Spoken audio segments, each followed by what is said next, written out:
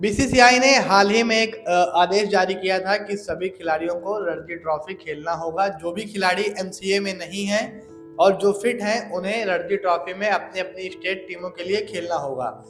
इस दौरान देखा गया कि कुछ स्टार खिलाड़ी जिनके नाम ज़्यादा चर्चित हैं उनके नामों को लेकर काफ़ी चर्चा हो रही थी कि जैसे कि दीपक चाहर हो गए, ईशान किशन, कुणाल पांड्या जैसे कई ऐसे खिलाड़ी हैं जो अब तक रणजी ट्रॉफी में नहीं खेल रहे हैं।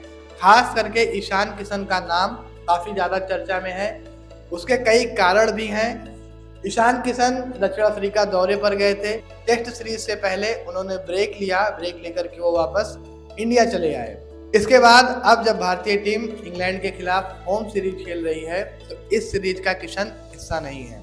हेड कोच राहुल द्रविड़ लगातार ये कह रहे हैं कि किशन को वापसी करने से पहले थोड़ी बहुत क्रिकेट खेलनी होगी, उसके बाद उनकी वापसी हो सकती है। दूसरी तरफ किशन को अगर देखें तो किशन किसी भी तरीके से कॉम्पिटिटिव क्रिकेट में वापसी करने के मूड में नजर नहीं आ रहे हैं। किशन को जहां झारखंड के लिए रणजी ट्रॉफी के मुकाबले खेलने चाहिए थे तो उन्होंने वो ना करके बड़ौदा जाकर हार्दिक पांड्या के साथ ट्रेनिंग करने का फैसला लिया। वो हार्दिक पांड्या के साथ ट्रेनिंग कर रहे हैं। अब जब बीसीसीआई ने ये आदेश दिया कि सभी खिलाड़ियों को रणजी ट्रॉफी के मुकाबले खेलने हैं, जो 7वां राउंड है वो 16 फरवरी से शुरू होगा। अब ऐसे में ये बड़ा सवाल है कि क्या किशन वापस जाएंगे रणजी ट्रॉफी खेलने, बीसीसीआई के इस आदेश का पालन करेंगे या नहीं। इस बीच एक और रिपोर्ट आई है जिसमें ये दावा किया गया है कि किशन रणजी ट्रॉफी में ना जाकर डीवाई पाटिल T20 टूर्नामेंट के साथ कॉम्पिटिटिव क्रिकेट में वापसी करने वाले हैं। अब अगर ऐसा होता है तो फिर बीसीसीआई का अगला जो प्लान है वो देखना दिलचस्प हो जाएगा, क्योंकि बीसीसीआई ने जो आदेश दिया है कि सबको रणजी ट्रॉफी खेलनी है तो उसमें किशन का नाम बाय डिफ़ॉल्ट शामिल है। उनको इस आदेश का पालन करना होगा और अगर वो इस आदेश का पालन नहीं करते हैं और डीवाई पाटिल T20 टूर्नामेंट के साथ कॉम्पिटिटिव क्रिकेट में वापसी करने की कोशिश करते हैं तो फिर देखना होगा कि इसका उनके इंटरनेशनल करियर पर क्या इम्पैक्ट होगा।